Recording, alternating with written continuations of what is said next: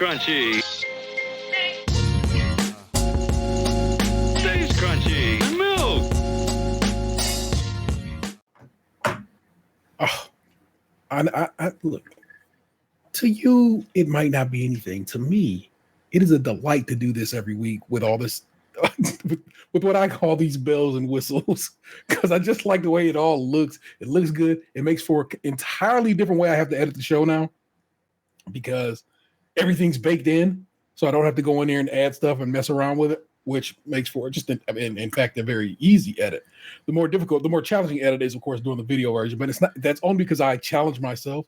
So, like this last week's episode, me and Box talked about a video of a dude at a Cane's, and I found that video. And if you watch the video version of this show, I stuck that in there on the edited version, not the live version. If you watch this live, sometimes you get extras in the edited version, and you might enjoy that. So you know what it is. Man, what's popping with you, man? Before we get into this quote unquote cold open, obviously before this show, I was watching the Guardians game. I've been trying to not watch it to jinx them. Well, like, at what point did you stop paying attention? When Aaron Judge smacked that bitch out, and I'm like, "Fuck you, man." Okay, so here's what I'll tell you. Right after him, the very next hitter hit a solo home run, so the Yankees were immediately up 4-3. Yeah. Then in the ninth, the Yankees had a runner on first. The next guy up hit a single, and the guy went from first to third, and he only made it to third because the Indians botched a rundown and dropped the ball before tagging him. Yeah. And then the other guy got to second, and then the Yankees got one run in off a sac fly. So it was 5-3 going into the bottom of the ninth. Jose Ramirez reached on a fielding error. Then Josh Naylor ground immediately into a double play. And then Lane Thomas doubled. And then that was when we started recording, and I stopped looking. Since I stopped looking and have now got caught back up, apparently what happened after that was Big Christmas on our team hit a 2-run home run to tie the game in the bottom of the ninth. Yeah. We went to the 10th, and the Yankees did not score in the top of the 10th. So it's currently bottom of the 10th. Guardians are up to bat. How many on? Anybody on yet, or we just got? It literally just started. All right. I'm not going to talk about it. So yeah, I'm going to put my phone away now while we deep dive into this, because I have football on the monitor right here. Who's playing tonight in the NFL? Oh, it's a terrible game. It's the hapless Broncos versus the Derek Carless New Orleans Saints. Ooh, yeah. Derek Carless, Chris Olave-less, Rashid Shaheed-less. Like, the Broncos defenses I have in both fantasy leagues are gonna serve me well this week, I think. Fair. Oh my gosh. Did you? I don't know if you came across it, because I don't know, the circles we follow in and so forth and so on, but somebody posted on, I think I might have sent it to you. In fact, I'm gonna dig into my TikTok and see if I actually did send it to you. Somebody's fantasy team scored 1.2 points this week, and they went down and explained how he scored 1.2 points, and it was bad. That's probably my team. And I can tell you exactly. So here's the thing. I started out 0-2, and I'm in 2 leagues. I don't want to get too deep into it, because I know most people don't care about hearing about other people's fantasy, and I'm not about to sit here and break down every finer detail. But, like, I'll tell you this. I was the highest scoring team in the league, and I was 2-2 at one point. Yeah. I started 0-2, then I won 2 in a row. Then the week 5, a guy whose team was averaging 80 points managed to put up 125 and beat me by 3, because I had 3 players do absolutely nothing in, like, Monday Night Football last week. Then this week, I had Marvin Harrison Jr. get knocked out in the top of the second quarter with a concussion. I had Chris Olave get knocked out with a concussion on his first pass catch, and he fumbled on the play, so he exited the game with -2 points. I had Dallas Goedert, who pulled his hamstring 3 plays into the game against the Browns. So I lost my tight end and my two of my top 3 receivers to concussions and hamstrings, who all scored -2 points collectively. Then I had Dak Prescott, who scored me -4.25 points. Look, I had Zach Moss, who scored me negative 1.5 points. I was projected to fucking beat my opponent by 35 points going into the week. Yeah. My team scored less than half its projection, and I lost by 40. Well, I just sent to your TikTok if you ever get in there, but I actually want to see this guy move his head. Let me turn this down. He explained, like I said, he goes through it, but this dude, Jack Attack is the name of his team. He was playing against the Green Machine. Scored 1.22 points for similar reasons what you say. The Dak Prescott, Ezekiel Elliott, Etienne Jr., Olave, Ridley, Goddard, Marvin Harrison Jr. So, like I said, you are not alone, this man, but he lost 138.4 to 1.22. At one point, see, that's a loss that you like, this is disrespectful. Disrespectful. But yeah, I said that to you. At some point, you can give me your TikTok and take a peek at that way you can be like, yeah, there before the grace of God go because that was kind of you. So yeah, he and I shared a lot of the same players. So yeah, I feel yeah. But in the other league, I'm 5-1. So and I was one. I put Deshaun Watson in over Aaron Rodgers the previous week, and if I had flipped them, I would have won. So I would have been 6. I would have been 7-0, but or was it? No, 6-0. I would have been 6-0, but instead I'm 5-1. Yeah, but it's the small things. Can't win them all. But we have a show to do, so cold open. Even though that was kind of a cold open, I had obviously people out there that have been listening to the show for a while now know we all work from home, and today I had to go to a work function with my coworkers at our Cleveland Food Bank, which required me obviously to leave my home in the morning time, and I haven't had to do that in a very long time for work. Well, all right, I had to do it 2 months ago, but it wasn't bad. But unlike how I used to have to do it every day. Well, today reminded me of why fucking driving to work in the morning sucks ass. Because, I only got, 2 exits down from my house before the freeway just stopped moving. And it was because they were, doing construction on the merge lane to the other highway, and they completely shut off, the lane, totally.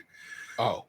And so I had gotten off the freeway before then. I stopped on where the lanes keep going and then there's the off ramp. I stopped in that in between part to wait for cars to go so that I could get off the highway because I didn't get off early enough because I wasn't sure what the fuck was going on and what to do. So I was kind of caught in between. So I got off, and then the GPS is trying to tell me to go right and other ways and shit, and I'm just I'm gonna trust my intuition, and I'm gonna go this other way. So I ended up driving through old Brooklyn and down Pearl, and so I drive down to this other highway and get on there, and it's not so bad. There's a little bit, I had to merge in real quick, but, it's easy. You just find a semi that hasn't picked up speed yet, and you kind of cut them off, but do it gracefully. So I did that, and I got on to, the other highway I'm on, and I'm coming into, downtown, because I have to go through downtown to get to, the east side of our city, and some motherfucker is trying to merge, into my car, not even paying attention to the fact that I've been there. Didn't come out of nowhere. I was steadily there the whole time. Yeah. And I had to fucking brake because if I didn't brake, he was going to ram his car into mine. And then 2 minutes later, I get caught off by a speeding motherfucker with no signal.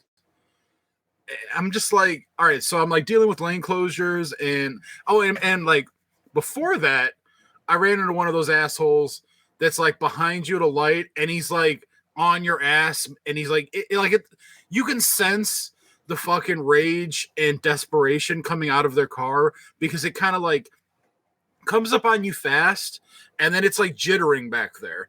It's like they want to pump the gas because they just want to go. Yeah. So then, like, he's behind me, and I'm like 5 cars from the light. So what he does is he goes around me, drives on like other side of the lane, goes into the left turn lane at the arrow, and then when it turns green, just guns it past our entire line of cars to cut our line off.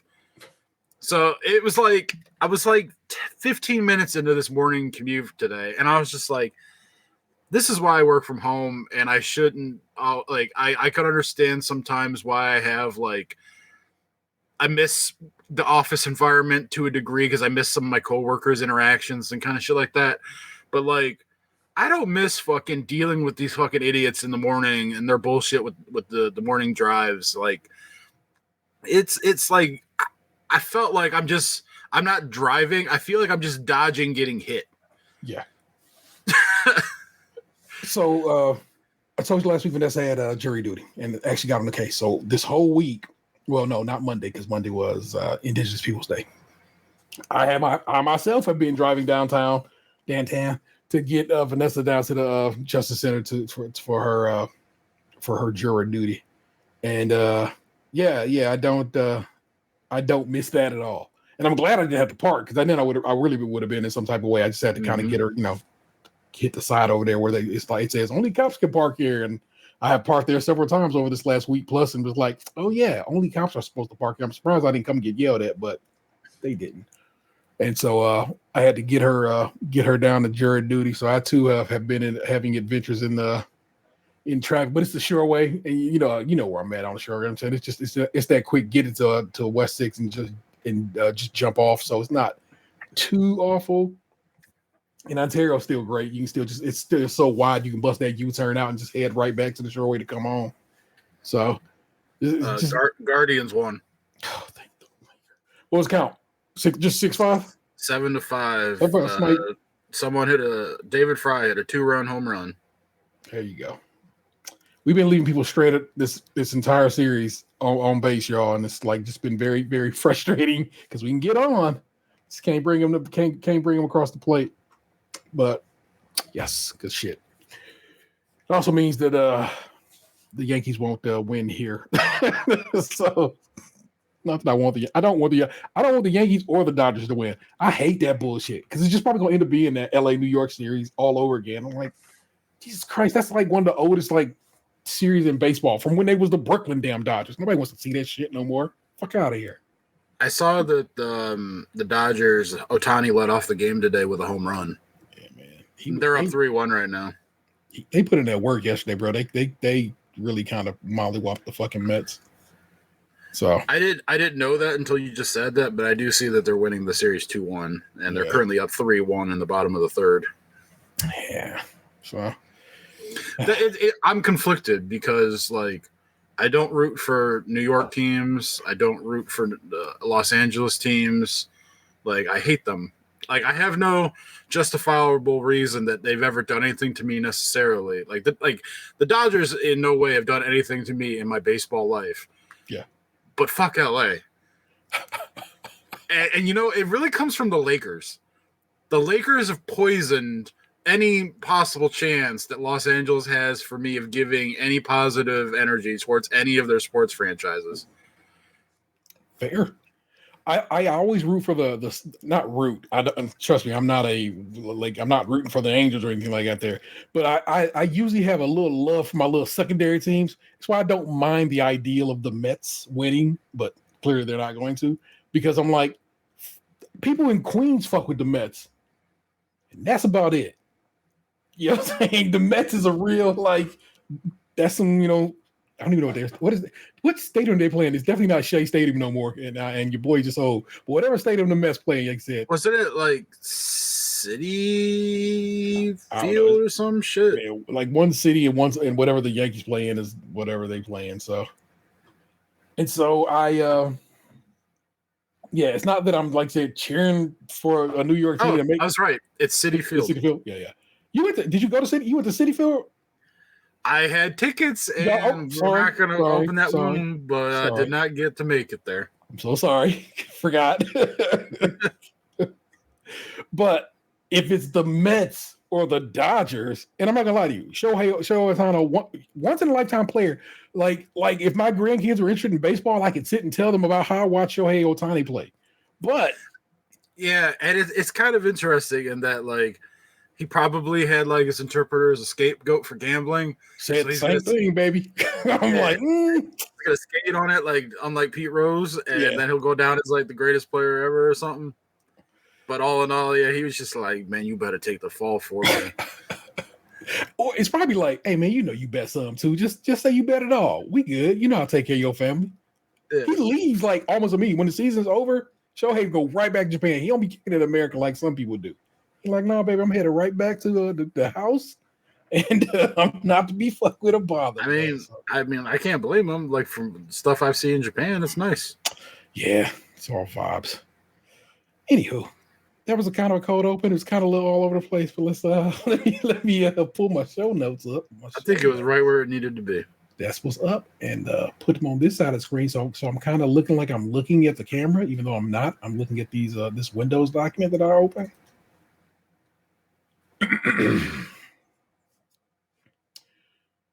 Fuck the law. They can eat my dick. That's word to pimp. Hold up. You are now listening to Run the Jewels 2. Fuck the law. They can eat my dick. That's word to pimp. I don't fuck with or talk like all these fucking imps. Style violent. Give a fuck if you deny it, kids. You can all run naked backwards through a field of dicks. Fuck the world. Don't ask me for shit. That's word to big. I dreamt we own the world, but I woken up and it don't exist. Soak it in. I need no assist. You can't slap my wrist. I don't owe you shit. Trust me, I'm a Dr. Doom opera. Rate of my pulse won't raise a bit. Tiptoe on the track like a ballerina. Ski mask in a Pontiac Catalina. It's obese female opera singers, and you can run the jewels or you can lose a finger. Me and LP got time to kill, got folk to kill on overkill. We hanging out the window, I hold the wheel. One black, one white, we shoot to kill. That fuck life boy life about to be repelled. That fuck boy shit about to be repelled. That's repealed and then repelled. Fuck boy jihad kill infidels. Allah Akbar, boom, from Mike and L. Hello, welcome to it. Episode 555, and apparently you can expect some significant life changes and transitions, so embrace the new opportunities. I'm your host, Dinner 713, joined as always by my other host, the eBay Emperor himself, Lunchbox 2099. We outside, boys. What's the good word, Dan? Is that like the new hotness? I saw people this year like, we outside. Like, what the fuck does that mean? That's a good. I want you to know that's probably a good 4 or 5 years old. We outside is just. It literally means you're going out and about, like we at the club. I know the baseball game. I get what it means. Yeah, but what I'm saying is like I never really saw people using it until like this year. That like someone put it in a song and now it's like the summer anthem or some shit. Well, look at me. I'm ahead of the curve on We Outside. Because like I said, that's been around for a stretch, but apparently it has gained in popularity. It's probably it's an easy one to decipher. Yeah, it's funneled down to like just a regular old social media at this point in songs. But initially it was just, it's not a mystery. We outside, baby. So that's just what it is. Standard chauffeur, I got you a couple. I actually did pull you a couple of news stories this week. And the inbox go at it, and I go at it. Am an asshole, it will be out. It's gonna be great because I love it and we do it well. Again, let me pull this screen over here. So again, I'm square up with the mic. It's getting used to having square up with the camera. It's getting used to the fact that we are doing this live, and therefore I kind of need to be looking over here and not doing this. So first story is from the Ohio Capitol Journal. Meghan Henry on the byline. More than 60 anti-LGBTQ incidents in Ohio from June 2022 to October 2024, according to a new report. Gay and Lesbian Alliance Against Defamation tracked more than 60 anti-LGBTQ incidents in Ohio in just over 2 years, according to a new report. GLAAD documented more than 1,850 anti-LGBTQ incidents nationwide from June 1st, 2022 to October 1st, 2024, including protests at drag shows, vandalism, bomb threats, assaults, and arson. These incidents resulted in at least 161 injuries and 21 deaths, including one in Ohio, according to the report. GLAAD recently launched the anti-LGBTQ extremist reporting tracker alert. Everybody loves what is that? Monogram? No, that's not right. Anagram. No, I don't think that's right either. But when they make a word into some words, so that situation to record these incidents. The alert desk tracks anti-LGBTQ incidents through self-reports, media reports, social media posts, law enforcement, and data sharing from partner organizations. Ohio had 2 reported arson incidents. Someone set fire to a pride flag at a residential home in Hudson in June 2023, and Amin D. Penny threw 2 Molotov cocktails at the community church of Chesterland in Geauga County in March of 2023 because the church was planning on hosting 2 drag events.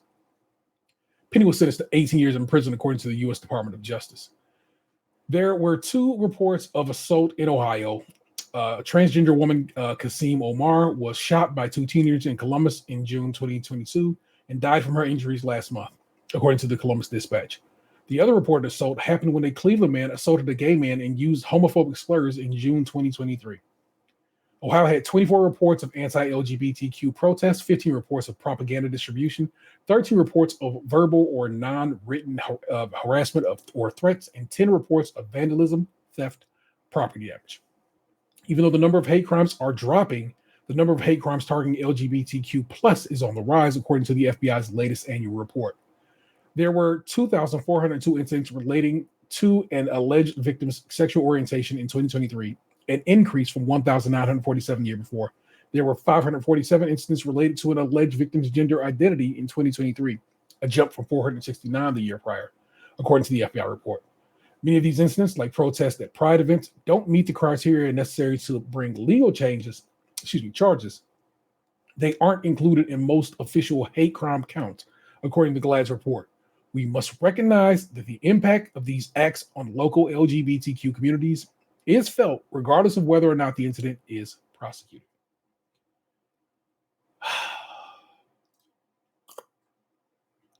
We, as a nation, have been on this bit of let's just be shitty for a stretch now. And I, for whatever dumb reason, have a bit of hope in my system that we are starting to leave that behind. I realize I just read your report that said things are on the rise, but I feel like we have peaked and are hopefully about to go on a downward trajectory as people become as people realize more that these is folk, they yo folk, they my folk, they our folk, and we all need to be doing right by each other. And I know that's weird. It's strange to be a hopeful person in a situation like this, but it's who I am. It's what I'm built on. It's hope. So there you go. I got your happy story worried out. The biggest Rock Hall induction ever? ? Clevelanders gear up for the 2024 event.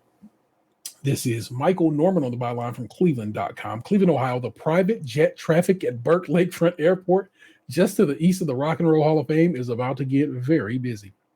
I happen to know that Dave Chappelle is coming through to make sure he throws a party for a Tribe Called Quest. Now, where he will end up, I don't know. But if I can slide through that bitch, slide through we shall. Cleveland, Ohio. Well, I just ran through all that. The annual Rock and Roll Hall of Fame induction ceremony is coming home to Cleveland's Rocket Mortgage Fieldhouse at 7 p.m. on Saturday, October 19th, and an incredible lineup of stars will be headed to town to celebrate. How incredible? The list of inductees, performers, and presenters who will be in attendance might be the Rock Hall's biggest show ever, certainly bigger than anything Cleveland has seen since it began hosting the induction on a semi-regular basis in 2009. And that's true even though both Taylor Swift and Paul McCartney were a part of the fun here in 2021. It rivals the star power of the Grammys or the MTV Video Music Awards, and the event is sold out, although verified resale tickets are available at SeatGeek. If you can make it to the live show, don't despair. If you can't make it to the live show, don't despair. It will be streamed live to an international audience on Disney+, with an edited special being broadcast on New Year's Day 2025 on ABC, and available thereafter for streaming on Hulu. The stars in the spotlight in Cleveland on Saturday include In the performer category, these are our 2024 inductees. 1, Mary J. Blige, Cher, The Dave Matthews Band, Foreigner, Peter Frampton, Kool and the Gang, Ozzy Osbourne, and of course, A Tribe Called Quest. In the musical influence category, Big Mama Thornton and the British bluesman Alexis Corner and John Mayall. Musical excellence is Jimmy Buffett, the MC5, Dionne Warwick, and Norman Whitfield. The Ahmet Ertegun Award is going to Suzanne DePass. The Rock Hall has said Blige, Cher, Dave Matthews Band, Foreigner, Frampton, Kool and the Gang, and Warwick will all be performing Saturday. The guests, presenters, and other performers announced for the show: Zendaya or Zendaya? Fuck. Nick, you told me how to say it and I got forgotten. Nick, forgive me. I think it's Zendaya. And if I'm wrong, I'm sorry. Julie? That says Julie. I wonder if they meant Julia. Because I don't know Julie Roberts. So I'm going to go there. They meant Julia Roberts. Jack Black, Dua Lipa, Jelly Roll, Kelly Clarkson, Jennifer Hudson, Busta Rhymes, Queen Latifah, De La, Common, Dre. Dr. Dre is going to be here. Demi Lovato, Tom Morello, Chuck D, Method Man, James Taylor, Keith Urban, Kenny Chesney, Mac McAnally. I don't know that name. Roger Daltrey, I do know that name. Sammy Hagar, Slash, LMI, Chad Smith, Billy Idol, Wolfgang Van Halen. Oh, Van Halen's that's the Van Halen's son. Van Halen and Valerie Bertinelli's son. Zach Wilde, Robert Trujillo, Maynard James Keenan, Steve Stevens, Andrew Watt, Lucky Day, and The Roots. Bitch, what? I knew Quest was coming through because he's actually on the board of the Rock Hall. So, wow, that is wild. That actually is crazy. If Zendaya gonna be here, assuming her man's ain't filming something somewhere, you know what I'm saying? That Spider-Man might be here again because he's actually filmed here before. So Cleveland.com will be covering the festivities live on Saturday too, with extensive coverage at Cleveland.com/Rock Hall, and follow-up reporting and analysis Sunday and Monday online and in the Plain Dealer. In the meantime, check out our updated guide to the inductions with artists, interviews, exclusive photos, blah, blah, yakety schmaggety. I'm just excited about this one. Okay, as anybody who listens to this show is, we are indeed Cleveland's longest running podcast. And so when people is doing dope shit for the city I call home, it gotta be celebrated, y'all. I'm so hyped, and I'm glad all these people are coming through, and I'm glad people are going to get a chance to see. I feel like the Rock Hall is slept on, almost criminally so. And I get it; it's smaller than it probably should be, and they're working on trying to get an expansion to it. But actually, in the Rock, now they'll have plenty of space. Yeah, it's a wild one. But I think when you go to it, if you have not been to it, consider going to it. And here's the sneaky hint. Just go on Martin Luther King Day. It's free. It's free every Martin Luther King Day. You can go see the sign. You can hit the Science Center next door, then go to the Rock Hall, have a good time with your family, celebrate the dream of one Martin Luther King. If you don't want to come out of pocket, so I'm just saying. And I think it's free for Cleveland residents, like once a week, any given week. So if you live in Cleveland, you already have an opportunity to go here and kick it at the Rock Hall.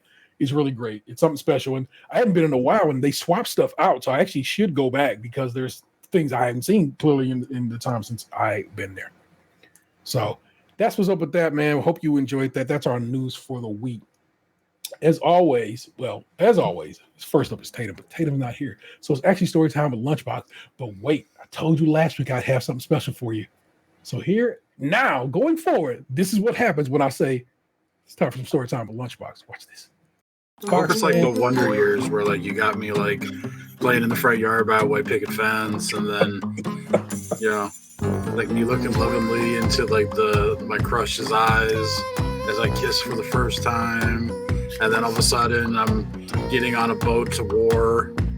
And then, I thought it would involve books in some way, story time, but damn. Yeah, I mean, I guess reading Rainbow works too.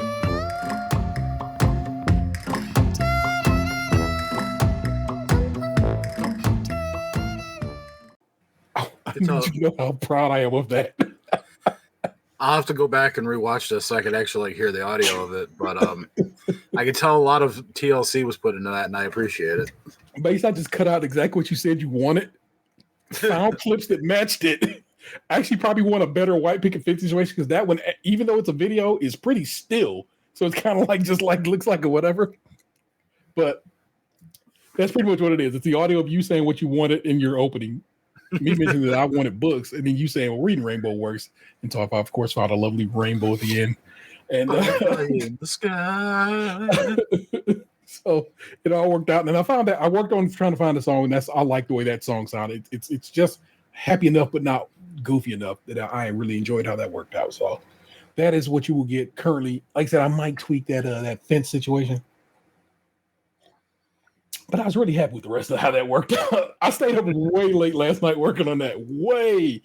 Should have went to bed a very long time ago, but I was like, well, what if I had some text right here that says story time with Lunchbox? So I didn't have to figure out how to do that. Because mind you, I'm learning Premiere. I don't know Premiere. So I had to, of course, figure that out, which was easier than you thought. But then it's like, tweak it, add a shadow to it, because I can't help myself now. Now I'm rolling. Well, like I appreciate it, one, for the effort and the time that you put into that. Two, I also enjoy it because it kind of reminds me of like the opening graphic for like when Bray Wyatt was still alive and he was doing the Firefly Funhouse on wrestling. Uh-huh. So it kind of makes me nostalgic for that. Rest in peace, Wyndham Rotunda. So I think the move over to this platform was positive. All these little things that you're doing, they're adding a little pizzazz. Like I think you may have rebirthed the show. It has been my hope. It has really brought a bit of creativity out in me as well, and I've had a good time with it. Plus, like I said, we actually do this. If you're watching it live, great. If you're not, worry not. It's okay. I know we got to get there, but I've enjoyed people like, oh shit, I watched you guys for the first time. I've been listening forever, but I gave you guys a watch. I'm like, excellent. That's the point. And I figure if you're watching, I got to give you something to watch besides just our heads bobbing which is what you'll get for stretches of the show. But every now and again, we'll sprinkle a little something in there. So. I know at some point too, like I'll upgrade my equipment and maybe I'll like have a little bit of a backdrop rather than just my basement ceiling and like my projector wall. But for now, this is what you have. I've come to accept that that's just what's going on back there. I mean, I guess I could, I don't know, tweak some things, but I'm just like, it's where I live. You're about to get a message or you got a message. Your phone I just heard your phone go. I mean, yeah, no, I got nothing. Oh, I'm impressed. Yeah. That's the noise it makes usually when something's about to come through. No, yeah, nothing there. But like my scenery right now, and I know like this isn't technically story time with Lunchbox, but like for the people like this right here is a ceiling LED light that like stopped working after like a year for me buying the house. And then we took the cover off because there used to be like this dome on it. Yeah. And the dome's been in the laundry room, like on this side of the wall right here for like the last 6 years because I don't know shit about LED lights and like circuitry for them. Yeah. And so this light hasn't worked in forever. And then like, yeah, for those watching, like I'm trying to point. There we go. It's a bit. Yeah, I get it. I know. I'm like, because the camera flips it. So like all the stonework behind me there and there, that giant white thing in the middle is like a wall that the previous owner had built because my projector is like that a ways, like on the ceiling. Yeah. Like and so like yeah, like you're getting to see like my theater room almost, but this is also where I work during the day. So I hope you all enjoy the woodwork. I mean the brickwork that the previous owner had, the whatever remodeling company sachet up there on the wall that my cat peed on the bottom of when he was still alive. Rest in peace, Smoke Dog. But all right, so story time.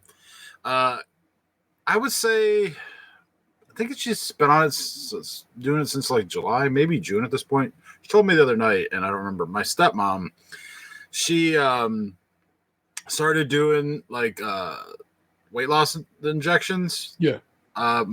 Months ago, and she's someone who's like struggled with her weight like my entire life.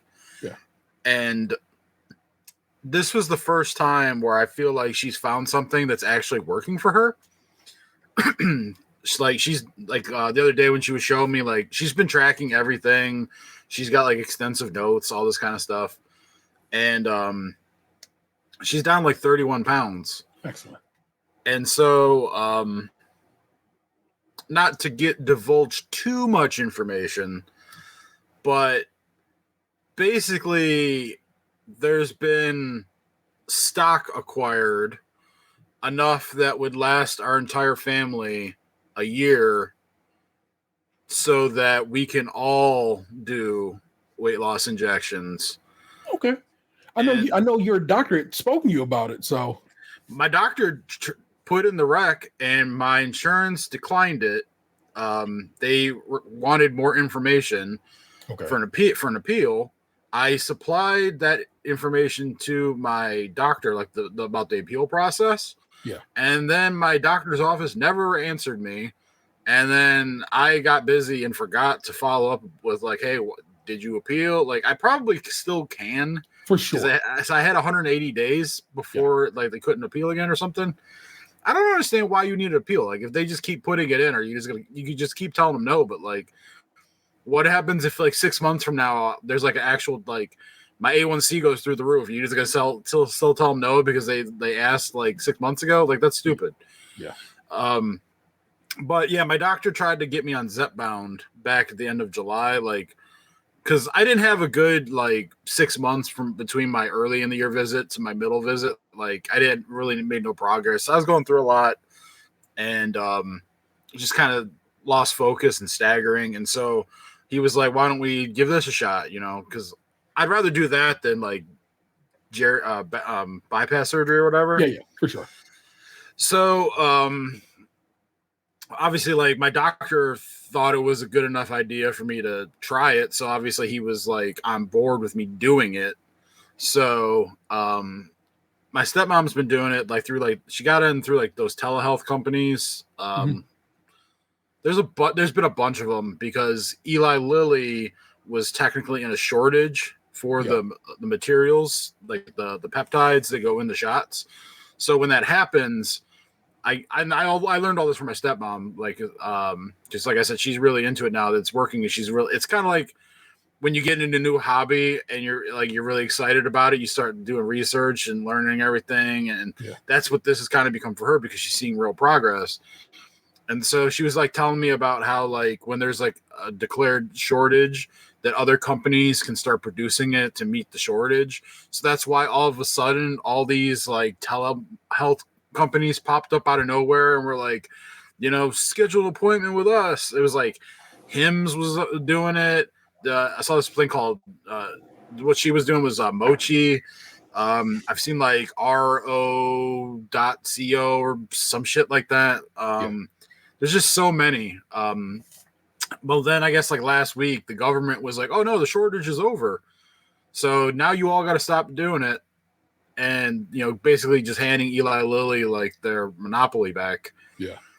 And I guess like some companies are trying to fight it, like, because like the way she explained it to me was they didn't really like explain how they determined that the shortage all of a sudden like was done. That like there was no proof. They just said it. So they're just like, how can we take you at your word that like where's the proof that the shortage has been rectified? Like we require actual documented proof that the shortage is over. Like, which the way she was saying was like if it gets put into court, injunctions can be filed. Yeah. Which then means that these companies can still keep producing through the injunctions, which would with the court system could take years to resolve. So they're just basically trying to gum up the works to keep pumping this stuff out. So you're going to continue to see these commercials like on TV and on Instagram and shit like that, you know? Yeah. But because so she acquired the supply, and I was kind of like apprehensive about doing it. At first through the means of which we were doing it. And so I was like waiting for the rest of my family to be guinea pigs. And everything seemed to be going okay. So I was like, when I stopped over there on Tuesday, so this was 2 days ago. Yeah. And I went over, like, it was kind of like on a whim thing where like she called me when I was at my bowling league on Monday. So she's like, oh, I'll just talk to you tomorrow. And I was like, okay. So like I tried calling her back. Like I went and did Pokemon Go Spotlight Hour at 6:00. And then I went and bought myself Chipotle with the gift card my sister gave me for my birthday. So I had like dinner. And I tried calling her back, and she's like texting me like she was using the bathroom, and that she'd call me when she was done. So I was like, "Well, I'm right down the street." I'm like, "What am I gonna do? Go home and just eat dinner, and then like watch TV?" I'm like, "Fuck it, I'll just go over to my dad's house and I'll hang out there." So I just showed up unannounced to my dad's house and ate dinner there, and she was talking to me about the stuff and showing me like her notes and everything, and then she's just like, so what do you think? Are you, you want to do your first thing? And I was just like, yeah, fuck it. Let's jab me. Yeah. So I got my first injection of 2.5 milligrams of tirzepatide. And see how this makes sense now? I was like, what is this name? Yeah. Yep. I knew that like that was probably going around in your head, and I knew that like I was going to explain it at some point, and it would all make sense. I was patient, so I wasn't concerned. So yeah, I'm not diabetic or anything, and so like I've never had to take insulin injections or anything like that. Yeah. And so this was my first experience with like an at-home like needle jab. Yeah. And you really don't feel that shit. It just kind of like. You feel almost like a little tick, like an itch. It just goes in and comes right out. Like I was just like, oh, that's it. Okay. There was no blood, nothing. It was just like, and so I was like, okay, this is pretty chill. I can get down with this. Cause I was doing the whole like squeezing my eyes, just get it over with kind of thing. Like when you need to get a shot at the doctor's office or something. Yeah. Cause that shit hurts. Yeah. But like, that's also because they're doing it like in your muscles and shit most of the time. So you get that that pain from the muscle being touched. But like I have plenty of fucking belly fat, so that shit just went in like butter. Just so like I'd eaten dinner at like I said at my dad's house that night. So I ate dinner it was probably about 8:00 when I ate that night, and then I got the jab like an hour later. Yeah. I didn't eat again until 1 p.m. the next day, and I had to tell myself to eat. Yeah. Like, I didn't feel hungry. Like, I knew I needed to eat. And, like, at that point, usually I would have eaten already. But, like, I was, like, went and took my lunch break, and then I'm just like, I should eat some food. Yeah. And then, like, I ate with, like, would have been, like, little less than what I would normally eat. And then afterwards, I was like uncomfortably full. Yeah. So like I texted my stepmom and I was just like, I think this shit's doing what it's supposed to do already. Because I'm like, I went fucking, what was that, 17 hours without eating. And I'm like, I wasn't even really all that hungry. I just ate because I knew I needed to. Yeah. And then I'm like, I'm way fuller than I would have thought I would have been. She told me that like it hit for her like immediately too, like within like 24 hours of her getting her first shot. Yeah. I guess like everyone's a little different. Like my dad didn't really get it until they like upped his dose a little bit to like 3.5 because like he wasn't feeling anything on the 2.5. Okay. But yeah, so I've been on it for 2 days now, and I've only eaten like. So yesterday I had like leftovers in the afternoon. It was like my first meal, and I went like shit. It was like close to the same amount of time, like 16 hours in between meals. Yeah. But like I started to feel a little hungry, so it's like it's not completely turning off the fact that I get hungry. Yeah. And then like I'm not gonna lie, like last night I tried like the chicken Big Mac, and I went because like the Boo buckets are back. Yeah. So I got like a Boo bucket with the little Happy Meal, and then I got like the chicken Big Mac or whatever, and then like the app had like get a free fry when you get the chicken Big Mac. So I had McDonald's for dinner, but like one, I can tell you, I did not enjoy the chicken Big Mac. I thought it was trash. I hate you. So good. I love it. And when it's gone, I'm gonna be sad that it's gone. It's so good. Like I was just so unimpressed. Like the chicken was chewy, like it was falling apart. Like it. I don't like the Big Mac anymore anyway. Like I haven't liked the Big Mac in years. Fair So like, enough. and I know like you don't eat beef. Like the Big Mac when I was a kid was a fucking treat. Yeah. Like now the McDonald's burger patty is so small that it's like it almost doesn't exist on the sandwich when you get a Big Mac. All you're eating is bread, lettuce, and sauce, and there's like hints of beef in there. It's like beef essence. So like the Big Mac is a fucking terrible fast food burger now. Like it's horrible. Like if you go to McDonald's, which yes, I know in reality none of us really should, but shit happens. And sometimes like I was out and about last night and I'm like, well, fuck, I want to try the sandwich, you know? So, but like if you're going to do that, like probably the quarter pounder is the way to go because you can actually get some beef then. Whereas like you get these little fucking rail thin patties on the Big Mac and you're just sucking down lettuce, sauce, and bread. But anyway, it's why I find the chicken one so good because it's so much it's so much more meat. It's a thick little nugget patty. But like when I was biting the patties, it was like spongy. It wasn't like ripping apart like a normal patty. It was like I was like squishing things. It wasn't a pleasant texture. Because you dislike it, I don't want to say you should probably try one from somewhere else. But I'm not lying to you, bro. No, it was literally the same thing people said to me today because a lady at the luncheon was like, anyone tried the chicken Big Mac? And I'm like, as a matter of fact, I ate one last night and I thought it sucked. And everyone, like, I described it to them how I just described it to you. Yeah. And they were like, literally, like, you should probably try another location and give it one more chance. I was just like, maybe. But yeah, the one I had was not pleasant. Just let you know, holler at the boys over there, 117th. they got something going. They fry that bitch hard or something. I can't call it, my nigga. But go on, sir. But yeah, so I ate that last night around 8 o'clock. It was about the same time as I had eaten the Chipotle the day prior. Yeah. I didn't eat again until like 1 o'clock today. Yeah. So I went another 17 hours between food and like I was starting to get hungry. But that was also because I did manual labor this morning. Yeah. But like I wasn't dying. And so, like, that's what I'm coming to find now after having been on this for 2 days is that, like, you do get hungry.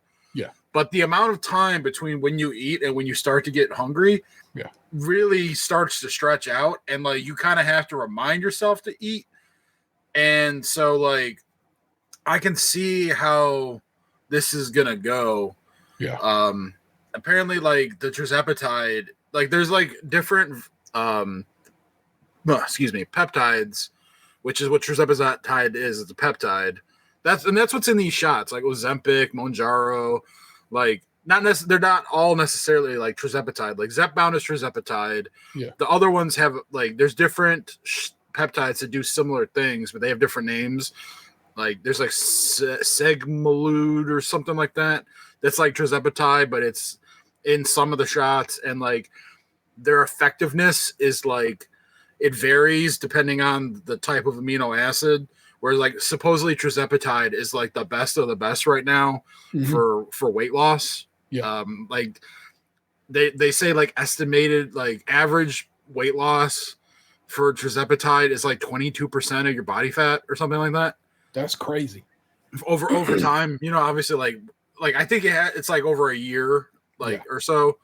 Because you dose up as you go. Yeah. So it's like you want to try and like apex as like late as possible so that you can continue to climb. Like you don't want to go up until like it's like because your body adjusts over time. Yeah. So apparently you want to like scale up slowly as possible rather than just immediately jump to the max because like you're not gonna get the full benefit out of the whole thing. Yeah. But I can see this. Like, if I'm at the fucking beginner dose and I'm already, like, going, like, 17, 18 hours and I'm just like, oh, I'm chilling. Oh, yeah, I mean, I could eat. You know, like, I can see this being, like, helpful down the line, especially if you combine in, like, increased activity and better diet. Yeah. Like, I'm focusing on protein, which you should be doing that in your everyday life regardless. But it's really beneficial, one, because with these kind of shots, like, you have to try and maintain muscle mass.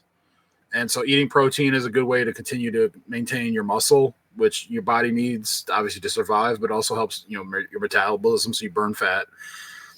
And also protein is a food source that your body spends the most energy processing. Yeah. So you eat something like I ate a protein bar before we started the show. It had 180 calories in it, and I think it was like 21 grams of protein, which means that of that 180 calories, 84 of those calories is protein, because one gram of protein is 4 calories. Okay. When your body processes protein, 20 to 30% of the calories from the protein get burned off immediately in the processing of the protein. Okay. So if that's 84 calories, we'll just call it 25%, right? Yeah. So like 21 of those calories are immediately gone just from my body having to break down that food. Okay. So that 180 calorie protein bar has now become 159 calories that my body is going to hold on to and use for fuel. So it's kind of like a built-in cheat code for weight loss, in that like protein helps your muscles maintain themselves. So you keep your metabolism up, because your muscles what burns fat. And then your body also is getting less calories because it has to use the calories from the protein to process it to begin with. So you're kind of like intaking less and then maintaining what's burning the shit that is coming in. It's bodies are a wonderful thing. Yeah. So yeah, trying to maintain fluids and eat a higher protein diet, which I like that anyway. Like I don't really like fruit like that. Never have. But I can eat meat, and I can eat fucking meat and veggies like all day long. So that shit doesn't bother me. Like I'll sit here and smash fucking eggs and ground beef over potatoes with a little bit of sauce or some shit. Like that's perfect for me. Yeah. So I'm hopeful that, I'm able to use this as a tool to kind of like get my life back on track and get to where I want to go. Yeah. I'm not looking at this as like, oh, well, I got a weight loss injection, so now I can just go eat whatever the fuck I want. Like, that's not my attitude with this whatsoever. Yeah. I'm just hopeful that, like, I see positive results, because, there are people who, like, it doesn't seem to work for them as well as it does for others. I am injecting myself with, things from sources that, like, you're always worried about, like, what goes in your body. But, this is a decision I've made at this point, and, I'm going to see this through as best I can, and hoping for the best. They say that, like, you don't really start to see, like, true, like, body change, like weight loss change, until like a month into this. So like a lot of the changes for me at the beginning are going to just be like, I guess, habit. And I mean, I imagine there'll be some weight loss if I continue to not eat like every 17 hours, but it's just what I've read. But the fascinating thing about all this, aside from just this specific peptide, is it's like opened up a whole new world. And this is where I'm talking about my stepmom getting excited about like this kind of stuff, is that like she started telling me about some of the things that she found, which was funny because I follow this guy on Instagram. I should probably pull up his name if I'm going to talk about him, just to give him credit for his work. So give me one moment, those out there in live land. While he's looking, I'm going to like fill you in that this is well-researched things. You know what I'm saying? These drug companies do know what the fuck they're doing. I know people are like, they all tried to kill me during COVID, but I just want you to know, look, big pharma is a thing. They research this. They work it out. They do charge Americans way too much, but that's just because the American medical system is on some bullshit and allows them to charge us so much, which is why insurance companies will sometimes decline it. But in Europe, in Canada, and other places around the world, they can get this medicine at an appropriate price, and that's a good thing. And so if you are of the mindset like, is this something I want to do, and is this been researched? It's well researched. Like Box just pointed out, it's like 3 different companies out here that have their version of it. So Zembeck, and that's just and so forth. And that's just like what I named off the top of my head. Yeah. Like these things exist, and multiple companies have currently been trying to sell them. So his Instagram name is Goliath_GG, GOLIATH_GG. It says his actual government name is Simon LaFontant. He's a Canadian. Okay. So I got hip to him months ago because he had like a weight loss transformation where like right now on his profile it says he lost 150 pounds in 11 months. And like I've been following him for a bit, and like I'd seen like stuff that he'd gone through and did and whatever. So that was why I was following him to begin with. And when my stepmom started talking to me about all this stuff, I realized some of the stuff she was talking to me about was some of the things I had kind of seen in his like on his page that I hadn't quite like really looked at, you know? So I went back and I started watching some more of his stuff, and he has like videos where he talks about the different like peptides that he's been taking from the pharmaceutical company that he's partnered up with. And so like he has a YouTube channel that he's trying to get off the ground. And so like he put up a video, like it was last week or the week before, where he went through, it was like a 15-20 minute video, and he had every bottle with every peptide that he's used in this transformation. Mm-hmm. And he talked about every single one, like what its name was, what the dose was that he took, what it did, or what the peptide was for. Mm-hmm. And it was just 15 minutes of him going through the whole shebang.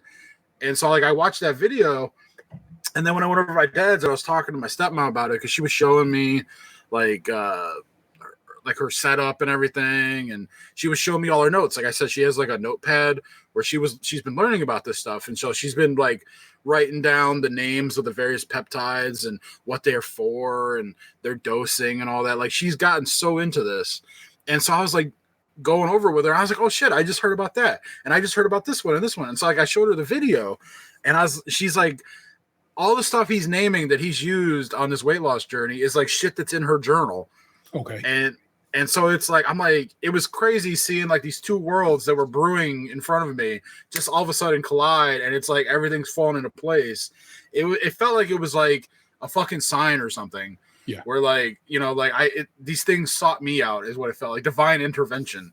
And so like, I just felt like this was a good path for me to be on, because like peptides, like, yeah, like injecting your body with stuff, it has its risks. Like contamination's a thing. Like you have to trust what it is that you're putting in there is what it's supposed to be. So those are always things that like, you know, are a concern. But the actual like genetics of the peptide stuff, you're literally just putting more shit in your body that your body already does or produces in a lot of ways. Yes, these are pharmaceutically made, but they're just like enhancements to the shit your body's already doing or is supposed to do. Yeah. And so I'm like, how can this be like, why do people look down on this? Like he was talking about how in the fitness community, there's like term natty, and I had to explain this to my stepmom. And so like, yeah, so she's like, what's natty? And I'm like, natty is people who work out who don't take like steroids and shit. Like they don't like, you know. And so in some of his videos on Instagram, he's just like, am I natty or am I not natty? Because like he goes, I take these things, but like it's not like I'm taking steroids. He's like, I'm just enhancing the functions of my body of stuff it already does. But he goes, even if I'm not natty, if this is the case, why would I want to be natty if this shit's making me healthy? He's like, he talked about how like these things put his Crohn's disease into remission, and like was helping him heal. Yeah, I guess like my brother has Crohn's. That's why I say that's amazing if that's something that this can help with.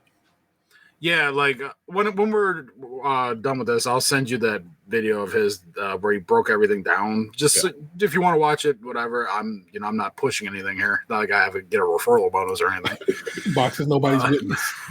He's not knocking on your door with a. And this isn't medical advice, by the way, for those out there who want to like try and like, oh, he's telling people what to do with their. But no, like I'm just talking about what's been going on in my life, and do with whatever this information is you will. Also, we're not doctors. We don't work in the medical field. Yeah, sorry, fuck it. Not at all. I got my PhD from YouTube. But yeah, so it's this like my stepmom showed me this one channel of a guy who was like breaking down like where she got a lot of the peptide information from in her notepad. But he showed things like how to mix vials. Like if your peptides come in like a powder, you buy like this liquid off Amazon. It's like it's water, like alcohol water almost, that like the powder kind of like dissolves into, and that's how you do your injections. Yeah. I forget what he called it, but that's essentially what it is. This is alcohol water. Okay. But yeah, like his whole channel is just dedicated to like, this is what this peptide does, and if you want like weight loss, these are the ones that do this, and if you want to like, if you're working out and you healing, these are the ones that help heal and cut down inflammation, and these are the ones that help you sleep. And like there's all these different things that like these pharmacies and have like developed that are like approved, and people around the world use them, but like people vilify it, and like insurance companies and the companies that produce it make it like impossible for the everyday man to like acquire them unless you want to like go into poverty. Yeah. And it really makes you start to question people's intentions in the world. Like if these things exist that could help so many people, like clearly like they're pushing weight loss injections. I mean, we're in an obesity epidemic, and they're out here pushing these shots relentlessly. Yeah. Which like, yeah, people, their incentive is to make money, but like the fact that like the ingredients for these shots exist and they know it, why not? If it's such a bad state of affairs for the populace, why not make it more available to help people? But that cuts in their profit margin, right? Every time. But and again, like I said, there's companies that got to produce the shit food to make us sick to begin with, and then you got to have the pharmaceutical companies that come in to sell you the solution after the fact. They're getting you on the front and they're getting you on the back. Yeah. And I don't want no DP action, people. It's not who I am as a person. But I'm excited for you. I'm saying the reality of it is you've done it the natty way. You've had some successful weight loss in the past, but then you've gained some back. And so it's like, why not just, if we got something we can course correct with, it's right here. We know it works. We know right now you're having good success with it. Just at the start of it. Why the hell not? Why not go ahead, get this engine started again to get some LBs off you and get you healthier in a healthier state and hopefully live for a longer time. Why the heck not? I get it. People are like, this is another thing. This is the mindset we have in this country as of late, and it's like a really weird thing that when I think about it, there are people who are angry that in their mind, well, I paid my student loans off. Why did that guy get his student loans paid off, and I didn't? You know what I'm saying? There are people who are going to be like, well, I bust my ass to lose weight and blah, blah, yakety schmacky. How come these people get to do it easy? And it's like, it's great that it's cool that you can pay your student loans off. Not everybody has that. It's cool that you have managed to figure out how to lose weight in I guess in a more or a less pharmaceutically based way. But it doesn't work that way for everyone. I literally had this exact conversation with someone the other day where like, and this person's been on these shots before. Yeah. And I was just like, I was talking to them. I to this point, this person doesn't even know I've had the shot. Yeah. And I was just talking to them about all the information that me and my stepmom had gone over, 2 weeks ago. Yeah. And they kind of like talked about like me personally being like, well, like you handle your finances and this and that and the other, and you don't do this. And it's just like, yeah, it's almost implying like, if you can do all these other things, why can't you do this other thing? Like, why are you so bad at this other thing? And I'm just, and I was talking to Anthony about it, and I'm just like, I'm a fucking person and I'm not perfect. Yeah. Just because I have a good handle on a couple of things doesn't mean in my life that I have control of everything. Yeah. And this is one of the things that my entire life I fucking struggled with, and I know it. And instead of pretending like, oh, it'll get better or whatever, like, the hope is that it does get better, but it's got to get better in some way. There has to be a catalyst for that. And to this point, I fucking failed at it. And so, like, if this is something that can be a positive catalyst to help get it in the right direction, then it is like I'm there. I'm happy to try. Yeah. But like, just telling myself that like I'm fucking mentally weak and that I should be able to like just go to the gym and diet and shit, like that bullshit.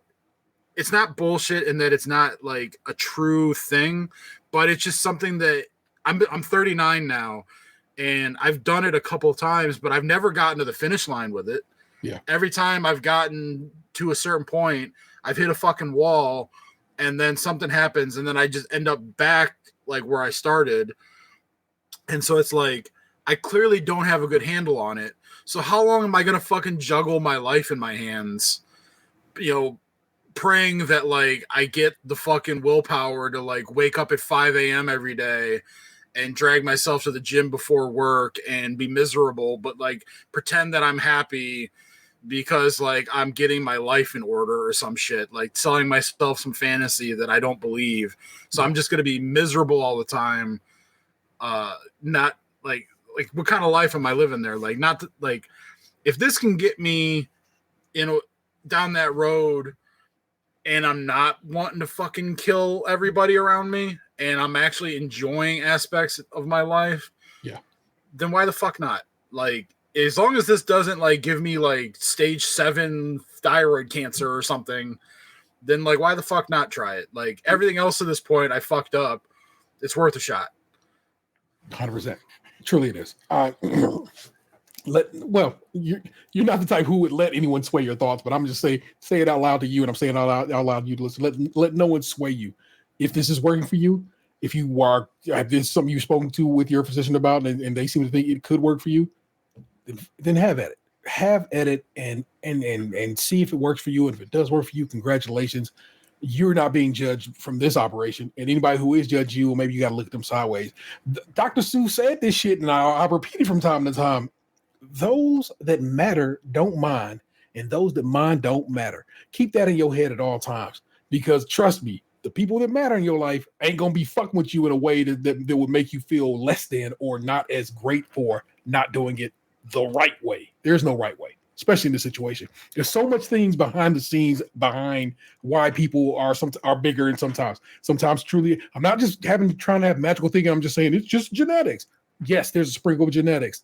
There's a sprinkle of this, there's a sprinkle of that. It's just how the shit functions, and some people are big, some people are not. And in this country, oddly enough, I read a report recently where they seem to believe we've reached the peak of our obesity and are starting to come back down. Oddly enough, we can come back down right around the time where we have found something like this that seems to work for people. Yeah. Well, and like I'm fighting against damn near 4 decades of poor diet decisions, poor habits. Like it's an uphill battle. And like at times I feel like up here, it just fucking wears you down. Exactly. And like, I think I scared Anthony a little bit.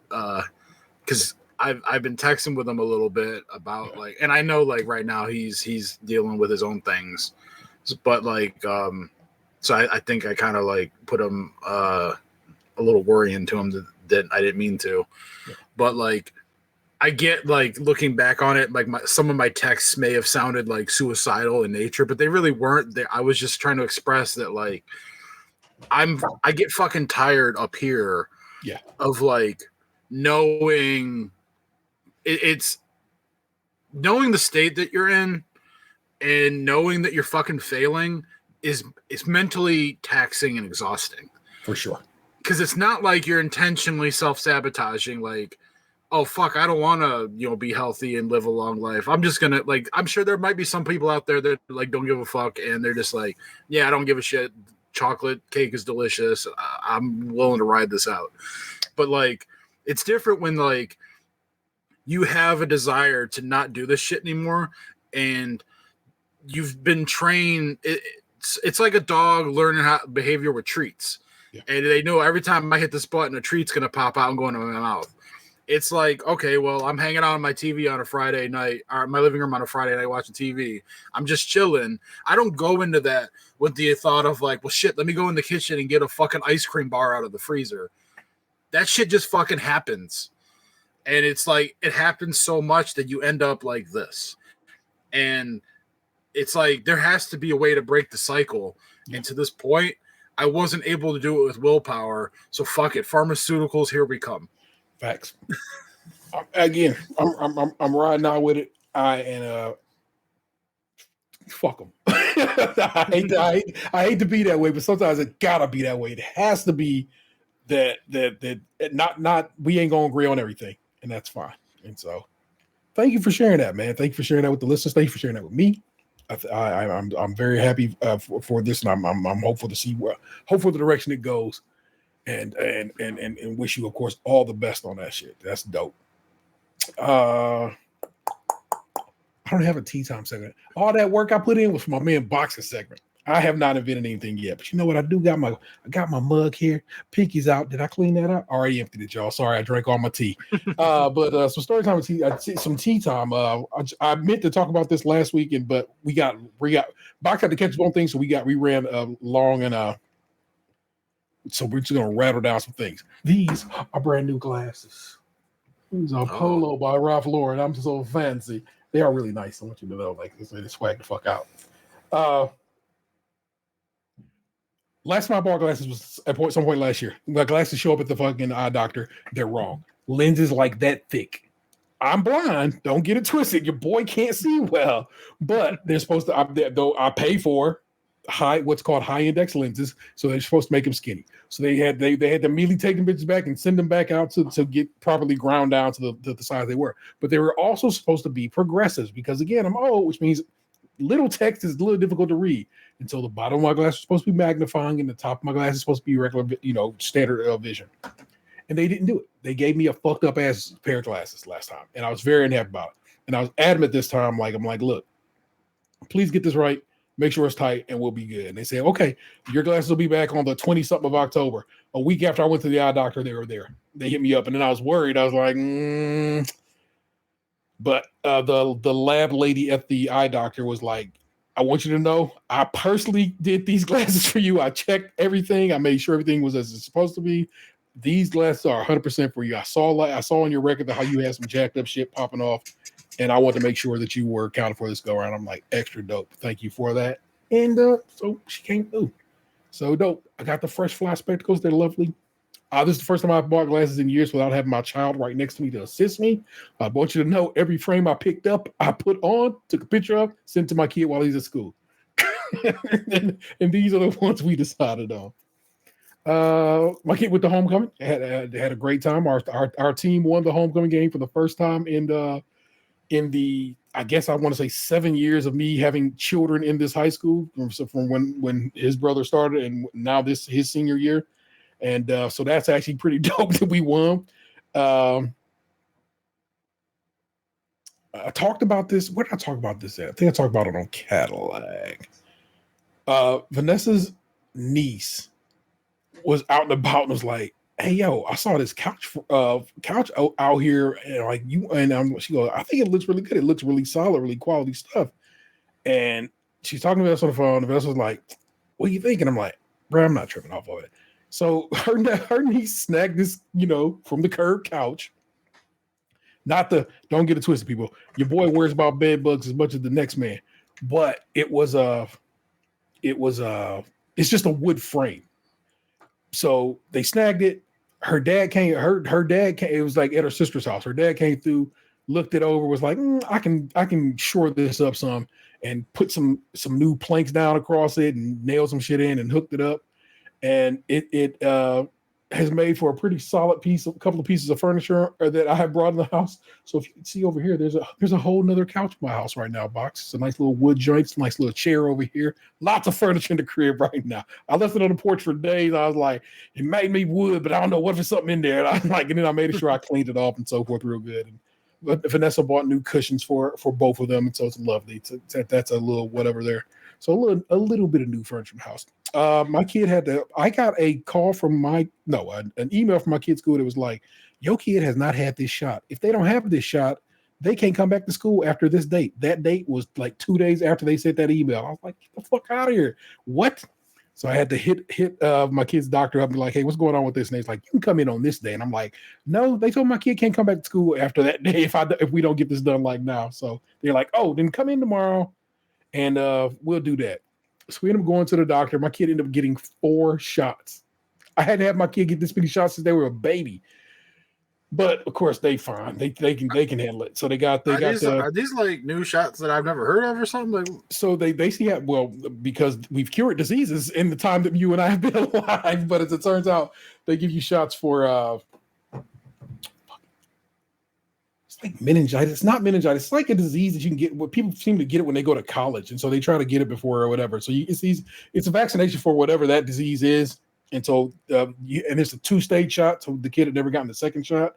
So you know what? I think I saved the email. So I can actually probably tell you what it is. Go look in my folder. My folder. No, I think I got it. Well, you know what? Because I definitely responded. Let me just go look at because I ended up getting it and I scanned the I scanned the document that basically said their kid has had their shots updated. So we good, baby. Here it is. So they needed the meningococcal vaccination second round. So we got that, and then it was another one they needed. The doctor's like, oh, they also need this one while we're here. You want to get that one? I'm like, oh, fair enough. We'll get that one while we're here. And of course, they got the new flu and COVID shots. So kid ended up walking out there with 4 damn shots and was like real fucked up over the next couple of days because them flu shots and the COVID shots hit hard, y'all. So, but my kid is at that point at relatively decent health, and that's all covered. What else? Okay, the other day I'm sitting here, I'm with both the boys, and I was trying to tell my kid kid was getting dressed for a concert. They came down. He's like, I hate the tuxedo pants. They're always too big. And her brother was like, man, his brother was like, why don't you don't you just wear your regular black pants? He was like, I never wore the tuxedo pants when I was at the concerts. And I think this was too good. The boy was like, because it gives you pants wiener. And I was like, what the fuck? And then he came up with the word, I don't want a genus, a gene penis. And nigga, I laughed real fucking hard. And I wrote that in my notes. I was like, I gotta tell people about the genus because that shit is hilarious. And so it's like the gene version of the sweatpants dick print. No, you know how pants is. You'll kind of get a fluff kind of situation. You'll sit down and dress pants, and you get a little basically like that. That area of your pants will just fluff up for whatever reason. Not because your dick do anything. It's just the pants is doing it. So it looked like you got pants dick, pants wiener. Of course, correct because my child did not curse at me. but then he was like, I don't want a genus. It smooth took your man's out, y'all. I laughed super heartily about that particular thing. I told you Vanessa did jury duty. They did find that man guilty.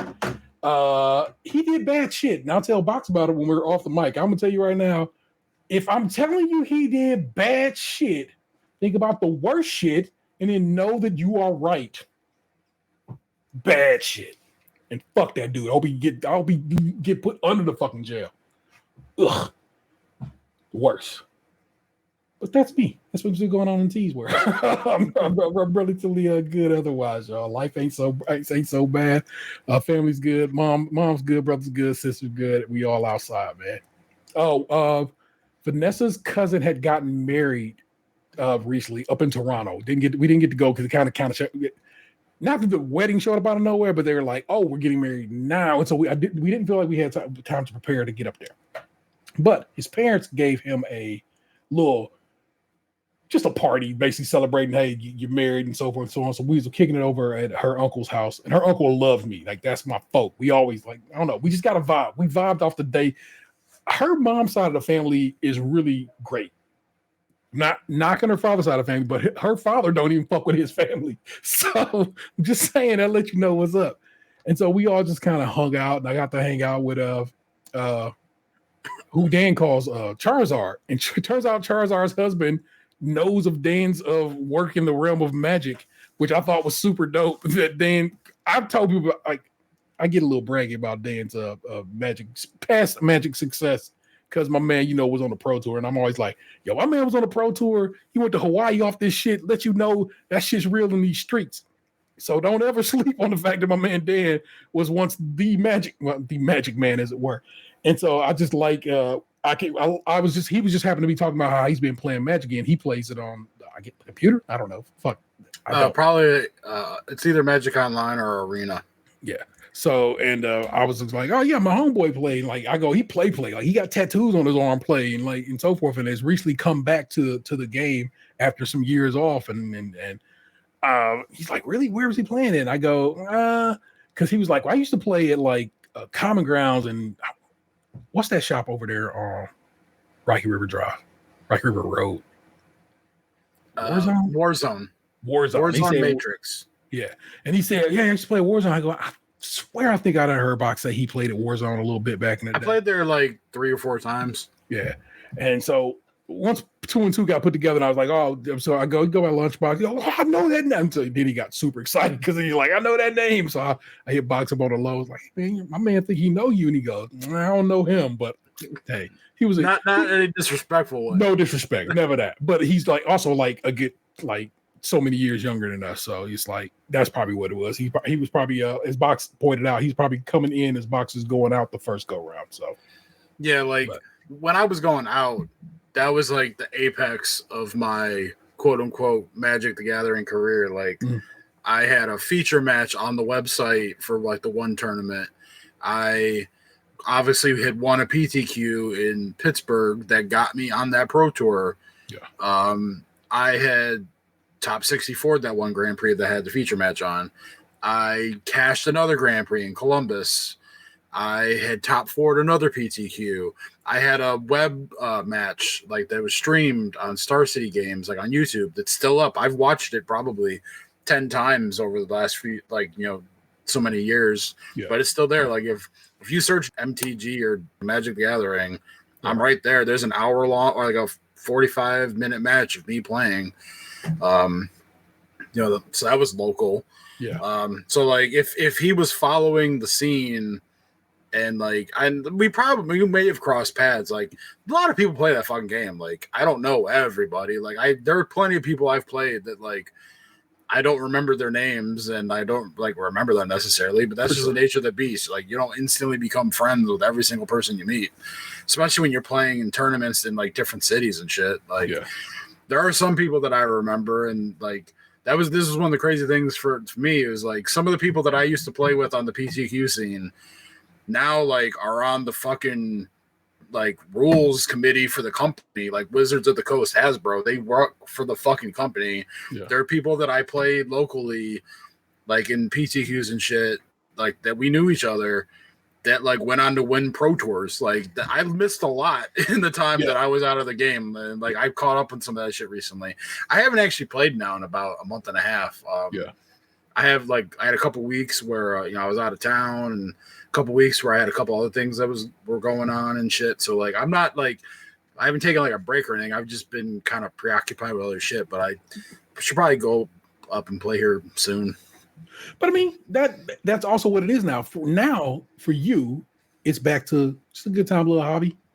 You don't play with the intention of like I'm about to fucking get back in this bitch. You're like, no, I'm gonna enjoy a little bit of some Magic every now and again, play with my homeboys. Go buy some cards that I think are special to me and so forth. It's different now for you. And I appreciate that for you. But I thought it was just dope that I always, again, I have a pride in Box that comes from me knowing his past success in the game. And I like when I can just like, hold on. I got a buddy of mine who played Magic at the real high level of the game. And then when I explain it to people who know the game, then they get extra excited that that I have a connection to them in that regard. And now that I'm thinking about it, like you were actually around for some of those things that I did. Like we met 3 months after I was on that pro tour. Yeah. And then some of the stuff I'm talking about here, like the YouTube match and the website match, you have a hard time finding. Like I can't really find the website match anymore because they redid their whole website and a lot of the old stuff got lost. Yeah. But like those things, we knew each other at that point. We were working together. Yeah. So like, yeah, some of those things. I remember that that Grand Prix in Charlotte where I had that website feature match. It's funny enough, the guy that I played, I saw him on like streaming on like YouTube like last week. But I won like $300 or $400 off of that Grand Prix, which at that time it was the biggest tournament ever. Yeah. Like it had like 3,000 people or something, which it was beaten like a couple months later or something like that, because like the popularity of the game was picking up. But at that moment, it was the largest Magic the Gathering event, and I got top 64, so I won a couple $100. And then like a week after the fucking check cleared, I got like a fucking speeding ticket and a seatbelt ticket that was like $325 or something. So all the winnings for that tournament fucking just paid for the ticket. I came out like just nothing, like it never happened. Hey, it happened. It happened. So, but y'all, that was my little. That's basically the tales from us this week. But don't get it twisted, bro. Every week we head down to the mean streets of Reddit and dig a little deeper into the subreddit for a little segment we like to call "Am I the Asshole?" Again, I repeat this to y'all every time, and just in case you knew, because every week gonna be somebody new who don't know this. I was doing this shit before it was sweet. Before people was doing this on TikTok, I was doing this on this show. Before people was reading these bitches on their podcast, I was reading them on my podcast for years. But also now we do this.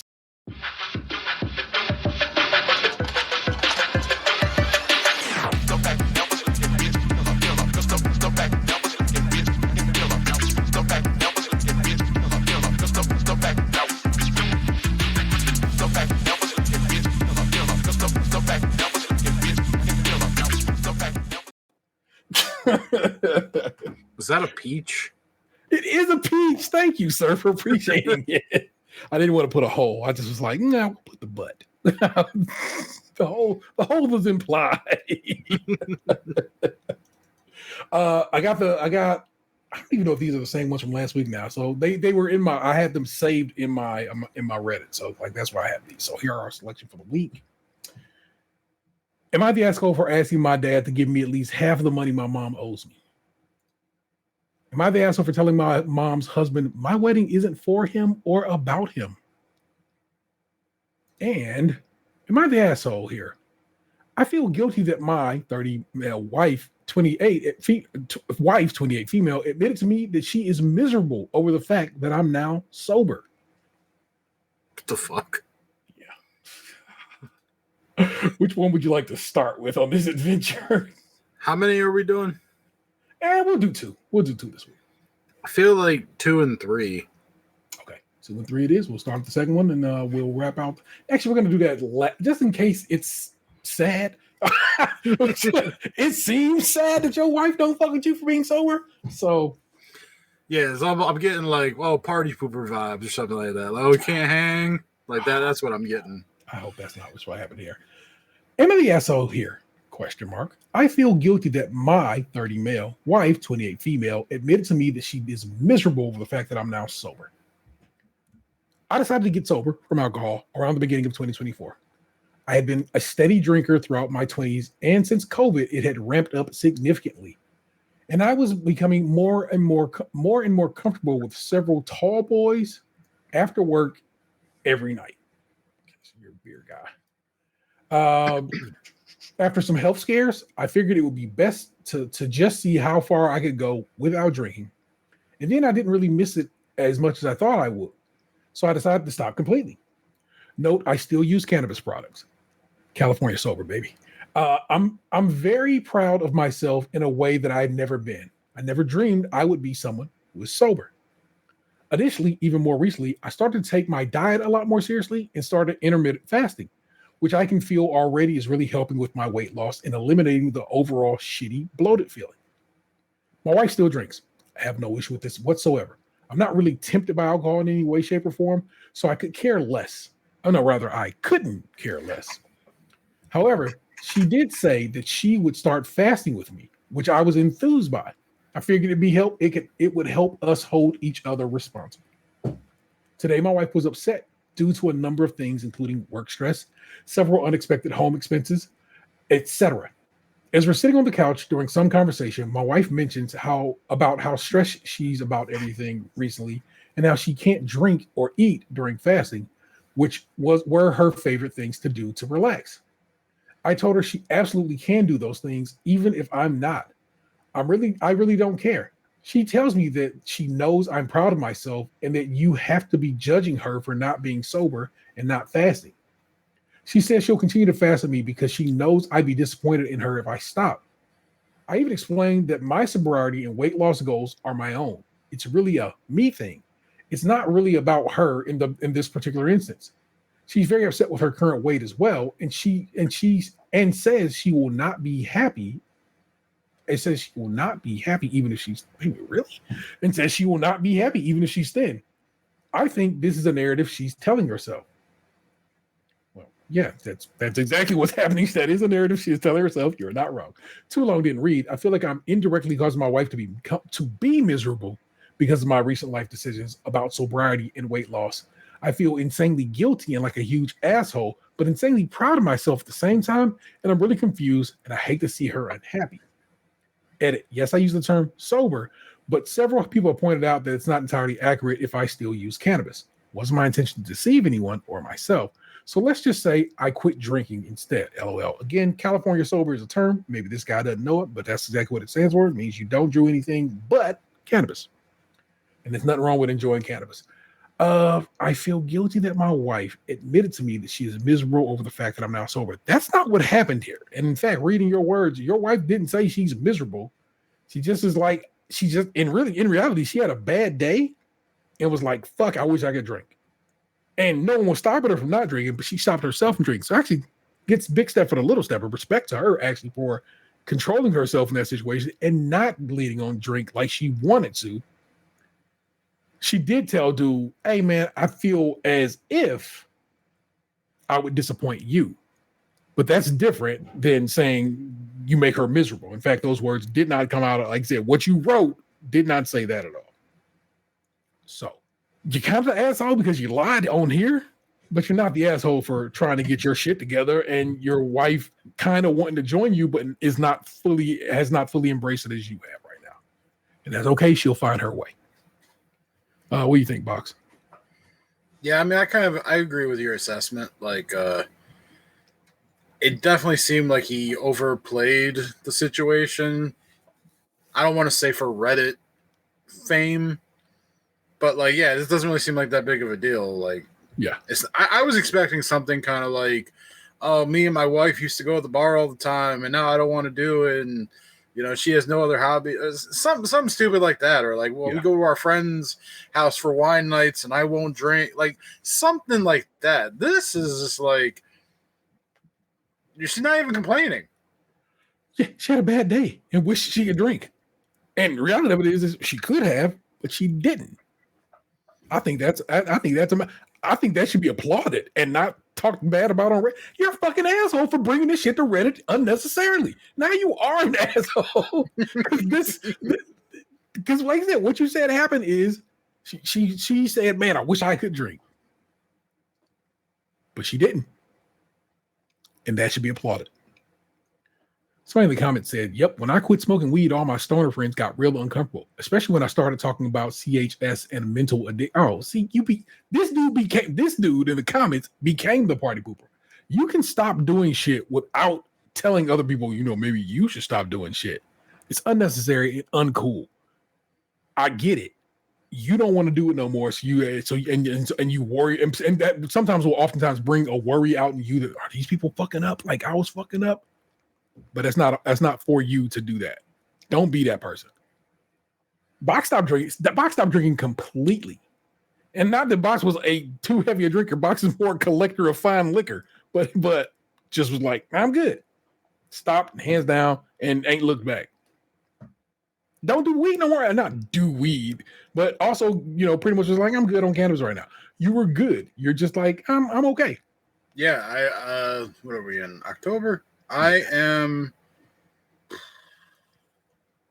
we'll call it 22 months sober on alcohol and 17 months sober on cannabis. Fair enough. That's what's up. Amazon, man, I hope this one ain't bad. That one wasn't as bad as I thought it was. So I was really like worried that was going to be sad. But I'm going to ask her for telling my mom's husband my wedding isn't for him or about him. My parents divorced when I was really young. They were not a good couple, really toxic with each other. I remember them near the end, and it wasn't happy or positive. But they were both really amazing parents to me when not together. I was loved. I was safe with them both. They made sure I grew up into a good person, and they made sure I knew toxic / not healthy relationships and how to avoid them. My mom remarried when I was 9. My dad never remarried, and he died when I was 19. I was never too close with my mom's husband. He adores my mom, and she adores him, and they're good together. But he has always rubbed me the wrong way. I always felt like he expected to take on the role of primary dad because my parents' marriage hadn't been good. And he therefore believed it made my dad a less worthy parent. I also picked up some misogynistic leanings he had. He had an issue with me playing video games, but his nephew, same age as me, it was no big deal. I was a kid in his care, so people can argue that was different, but he wasn't totally against me playing something like The Sims. But a horror game or something more serious was a bigger deal in his eyes. My mom would always say it was fine, and I had a good head on my shoulders, but he judged my dad hard for playing video games with me. By 13, I had told my mom I wanted to live with my dad more. Dad lived closer to my school and friends, which made it easier. She supported it as long as I didn't forget about her, which I didn't. But a year later, when she and her husband moved for jobs, he was more than a little offended that I didn't want to move with them. They had a pool of their new house and everything, and he took it very personally that it wasn't enough to make me want to be with them.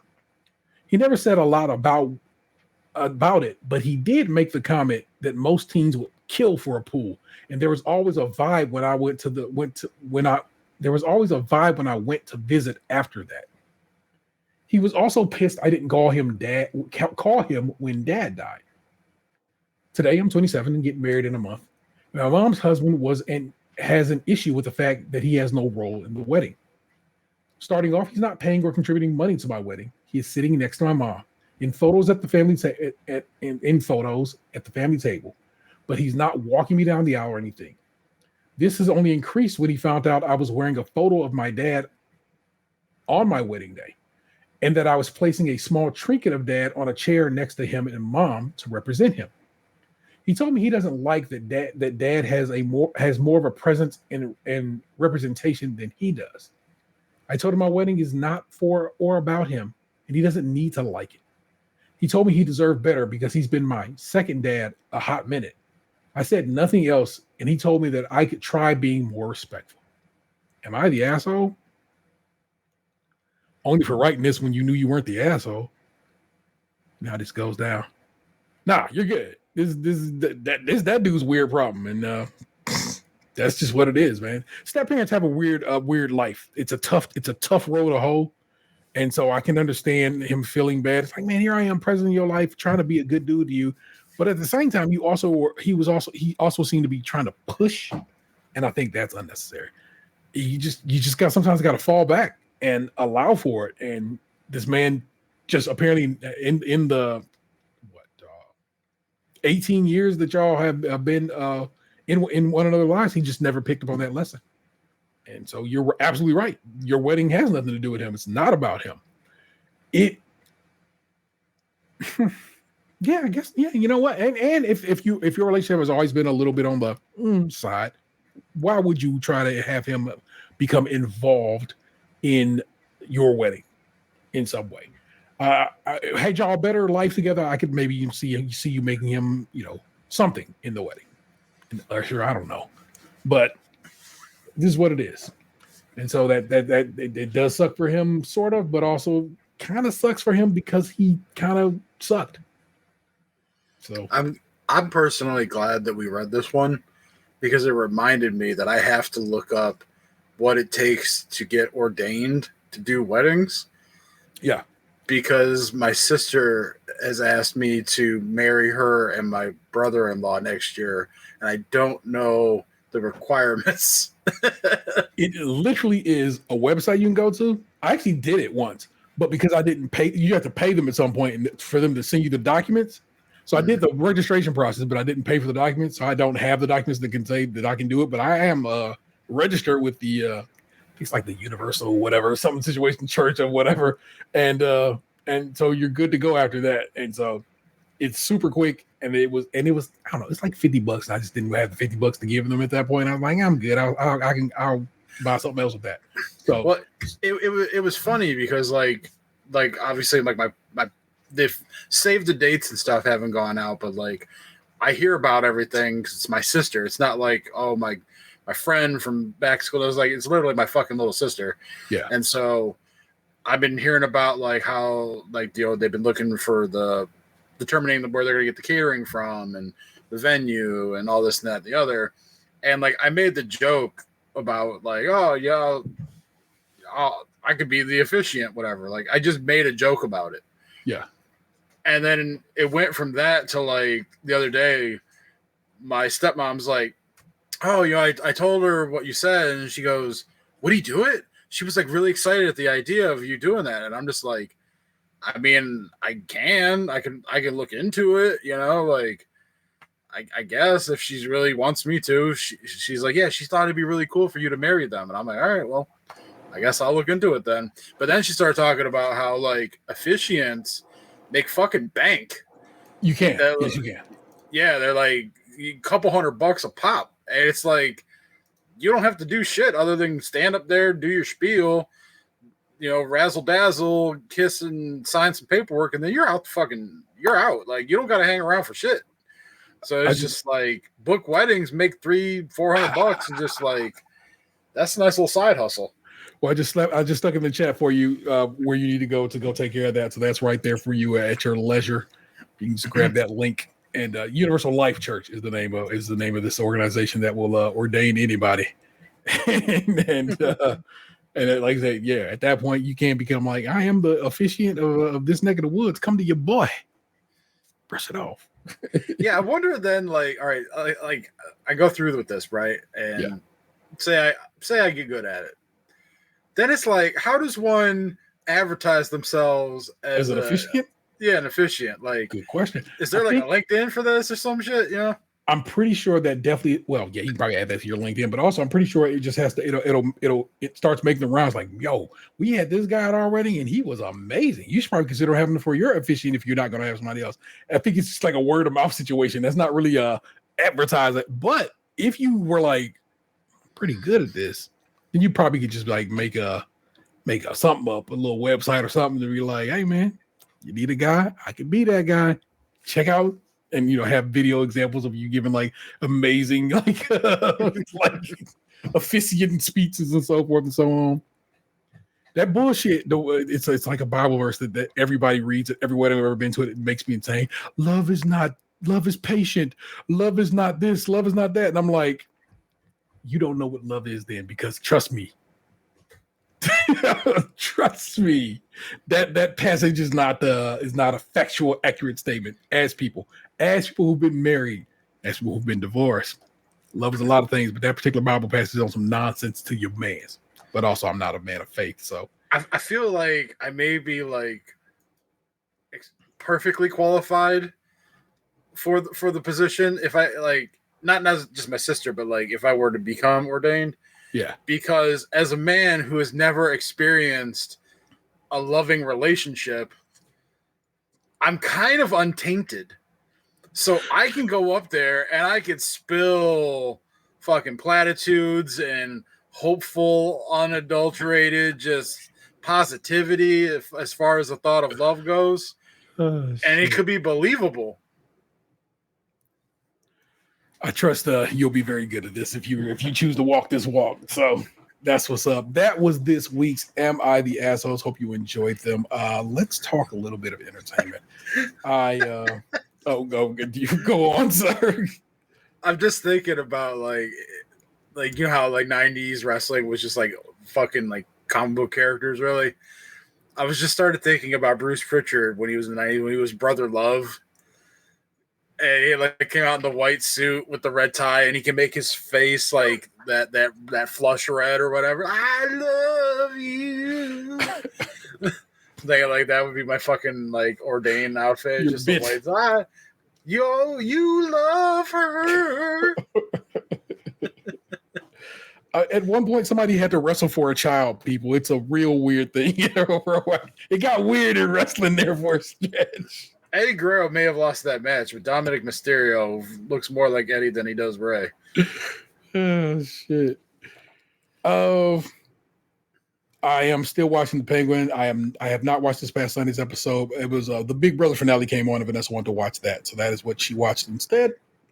So That's what people were telling me today to watch. Was they told me The Penguin's really good and that I should watch Lord of the Rings. The TV show, really? Yeah. I have avoided watching it because I love the movie so much that I don't want to watch the show and be like, fuck this show. You know what I'm saying? I watched like the first 2 episodes or something last year, and then I just got distracted with other things and I never got back to it. Fair. I am all caught up on Agatha all along. We actually watched the new episode last night when it came out. So that show's doing what I wanted to do, and I'm very happy about that. Like, okay, I see you. Of course, I watch the Great British Bake Off every week because I host a show called Crimpity Say. It's a Great British Bake Off podcast. This week, we had Brad come back in, Brad Gessner, who was on the Great American Baking Show, to sit in for Nick Jew, who was out this week. But we also brought the champ back. Mackenzie Rubish herself was on the show this week to bring her expertise about Bread Week. I just finished the audio edit of that show. I got to do some tweaking on the video. And both of those should be up in the morning. So again, by the time you hear this episode next week, it was last week's episode of the Bake Off, our Bake Off podcast. We do good shit over there, y'all. Probably one of the best in the business of this particular brand of podcastery. And it reflects. We do good. What's funny is like when people like perfect example today, when I went to go to the bowling alley to pick up my bowling ball. Yeah. I was talking to the guy who was doing the work on it, and like the Guardians game had just started. He had it on the TV in like his main room, and he was like talking to me. He's like, "Oh, you're not gonna go watch the Guardians game? Like, you're not gonna do a watch party somewhere or something?" And I'm like, "No." I got stuff that I do on Thursdays. I'm like, me and my buddies have been doing this podcast now for like 11 years. And he goes, really? He goes, like, what do you guys do? And I kind of explained how it started, us lunch broom and all that stuff. I'm like, it's changed over the years, and now we kind of do it over Zoom because we don't like see each other every day like we used to and everything. I'm like, he goes, oh, do you have a lot of listeners? I'm like, oh, we have some. I'm like, but at this point, like their spinoff show is like growing like way better than our main show. And then he's like, oh, really? And I'm like, yeah. I'm like, it's about the Great British Bake Off. And he goes, really? And I'm like, yeah. I'm like, they've had people from the show on there. I'm like, it's insane. I'm happy that like, their work is getting the notoriety that it deserves. Yeah. I got to give it to my man Brad for that. Brad is local to us. He is a prosecutor down in Summit County, and came across the phone number one day and was like, hey, I'm from Ohio too, and I'm on the Great American Baking Show. Can I fuck with y'all? And sure as shit, like I said, I had Brad do hosting shit this week. Like Nick Jew introduces the segments of the show, and then I played we have little video packages I play, just like I do for this show now. And so Brad was the person doing not mine. I try to be real good about that. I've been trying to be better about how to explain it. I know the host is whatever, but I'm not doing any of this shit by myself. So I try to make sure everybody has the credit. So Brad was in there this week introducing the segments of the show. It was so good. And I love it. Mackenzie is so great. And it was super fun to talk to her. She's going to be on the Jennifer Hudson show in January. These are people who are going places in life, people. And I like that for us. And I like that show. I like what we do with it. I like its success. It only happens a couple of times a year, and there's large gaps between productions. Like I said, this one will wrap up here in probably November, and we won't be back until next summer. But it's a real cool show, and I'm very proud of the work we do over there. You should be fucking with Krunchy said. It's a great British Bake Off podcast. It's everywhere you can get podcasts at. Krim, of course, is spelled with a K because you know the brand. We do that out here. Do you think there would be any kind of like potential success like for your quote unquote off season if you were to do like rewatches of like other shows or something like that? So that's where so me and Chalvy have our the Bear recap show that we just have lost time with. So we do have some in between stuff that we do. If a food show pops up that has enough interest from everybody involved, we usually will get it. Like, so we did a show that was called The Big Brunch. It was on HBO Max, and I don't know if it's still there because the HBO Max was just taking shows off their service for a while there. But we did that. We ended up going through and watching The Big Brunch together. It ended up being a real great show, a pretty solid production, and the hosting duties per se basically just shifted over to Nick Jew. Nick Jew really ran that situation, and I got to kind of just lean back. Now, of course, I edit the show and all that good shit, but she ran the overall process of that show, which is like a lot of fun to have. So there is stuff we have been sprinkling in there. I want to get back to the Bear recap because that shit was doing wild numbers. Stupid. Like on YouTube, oddly enough. Not actually, if you go and look at the numbers on our podcasts are hosted by on Spotify. The downloads from Spotify, who cares? Go grab an episode, if you will, of the Bear recap show, which I think we only got a couple episodes done, and you're gonna be like, that is a wild number. And I saw it out of nowhere. And I was like, that what the hell? So that's the show I actually want to get back to, not because it's so successful, but actually I just love The Bear, and I've still not watched season 3 of The Bear because I want to make sure we finish the first 2 seasons we were going to discuss before I watch it. And so I've yet to watch season 3 of The Bear. Speaking of which, Shrinking is on Apple TV and Apple TV Plus, and it just came back this week with new episodes. And so I sat with Vanessa the other day and watched all in one go every episode of the first season of Shrinking with Vanessa because she had never seen it. Only I'd watched that. And that show is so good. It's such an amazing show. And today they announced it already has been greenlit for season 3, even though season 2 just started Wednesday of this week. So if you have not checked out Shrinking, it's from basically the same crew that made Scrubs and Ted Lasso. So a good bunch of guys, good funny bunch of guys. Stars Jason Segel, who was on How I Met Your Mother and Forgetting Sarah Marshall and those guys and that stuff. And Brett Goldstein, who played Roy Kent on Ted Lasso, writes on that show. He's like the head writer on that show. And so Han Solo stars in that show. He has fucking Harrison Ford is also a star on that show, along with the lady from Drew Carey show. What was her name on the Drew Carey show? I can't remember her name. Mimi. No, not her. The chick who hung out with them in the. Oh, like the salacious one. Well, she also was a star on that show. I literally just watched a clip the other day where it was like the Drew Carey cast was sneaking into the Brown Stadium.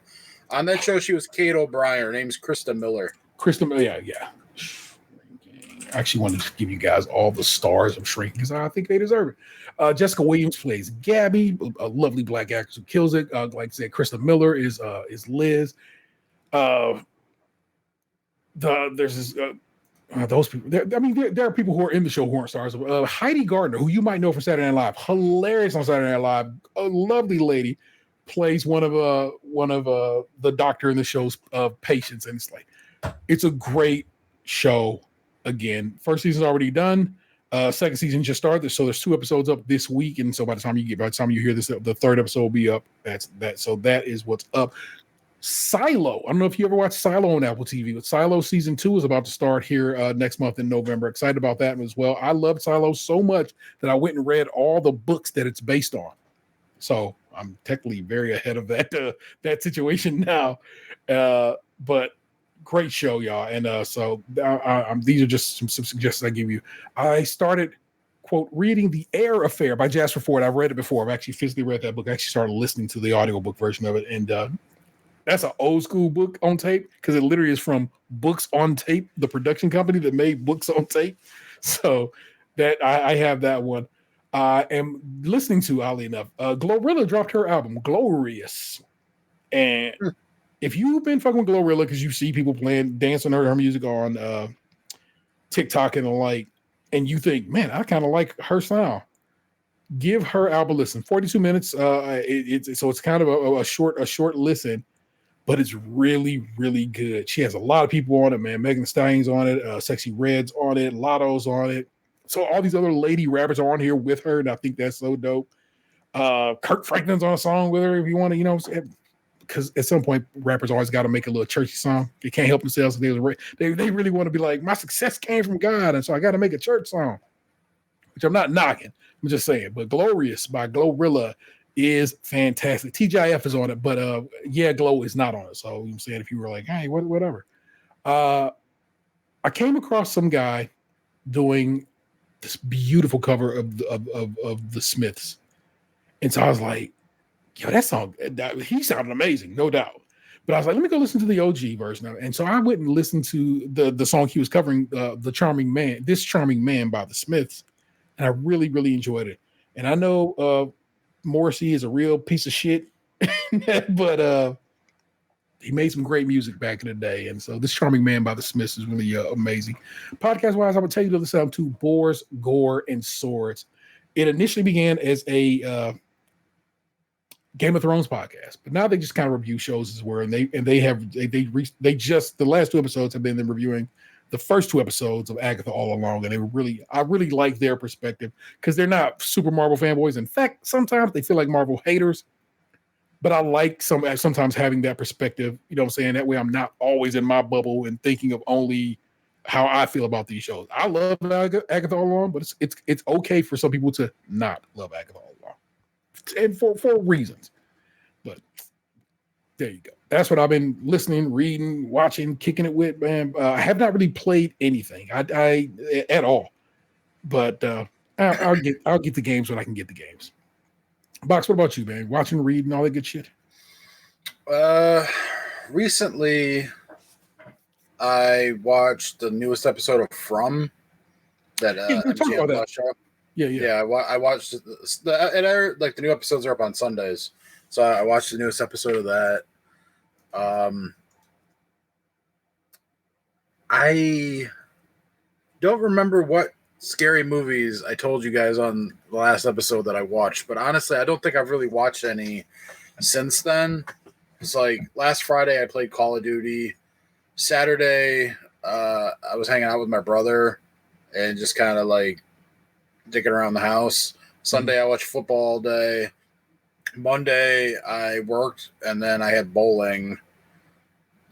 Tuesday, I worked, and then, as I've documented, got my first Tirzepatide shot. Yesterday, I worked, and then I went and did Pokemon for a little bit, and then I just came home, was watching YouTube videos.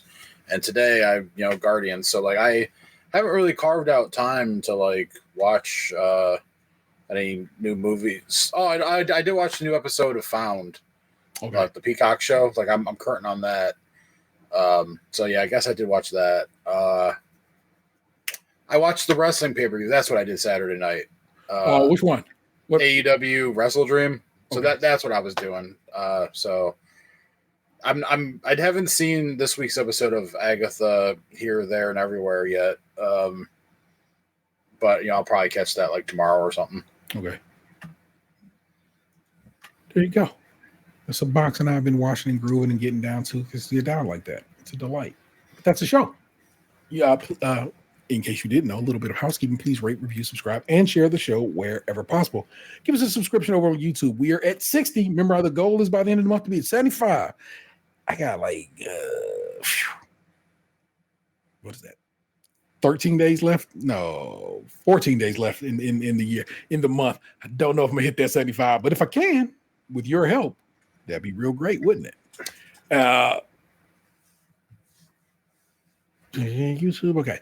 Now, if you want to support the show financially, you think, hey man, let me give these guys $1 or $2 just to help them out. Then join us over on Patreon. Members at the $5 tier get extra content each month and early access to new shows, me and Vanessa made we tried the chicken Big Mac together. We sat here and ate a chicken Big Mac, talked about it, and I made a video of it. And I made a sweet new introduction. Again, this video shit is crazy, Box. I've just been having so much fun doing video stuff. That I made a new video clip for that too. So now we have a new video style intro for our Patreon materials, and I think that was a great bit of fun. Like I said, that's a video that's up for the patrons right now that you could be getting down with if you want to support us over yonder. We got the merch, tpublic.com/user stays crunchy and milk, all one word. It's that time of year, man. You might need a hoodie. You might need, you know what I'm saying, a long sleeve shirt, so forth and so on. You might need a Christmas gift or a Thanksgiving gift, because that's probably something we should do, right? Just hand out a present on Thanksgiving to give thanks. Feel me? Why not have our brand on your chest? You should. And we'd enjoy if you did. You guys can feel free to give us a call, 216-264-6311. That's 216-264-6311. We'd certainly love to hear from you. Our missing man is the 216 zone, Tatum 216. And that is the eBay Emperor Lunchbox 2099. Is Venom next week? The 25th, I think it comes out. That indeed, that will be next week, sir. That's next Friday. Yeah, I'll probably wait until I'm off to follow. Like, I took off the 30th, 31st, and the 1st for Halloween. Yeah. So maybe I'll do it like one of those afternoons or something. Excellent. Go get your Venom. I have not watched the bucket, the popcorn bucket. Fuck, I get the popcorn bucket. I have not watched either of the Venom movies because they have both looked just so awful. But this one looks fun in a way that I'm interested in, so I might end up seeing Venom: The Last Dance. So that's what's popping with me. I, of course, am the internet's Tay-Rail 713. Don't make me push you into traffic. We'll do it again next time. Peace. What happened to your ass? It used to be beautiful. Stays crunchy and milk.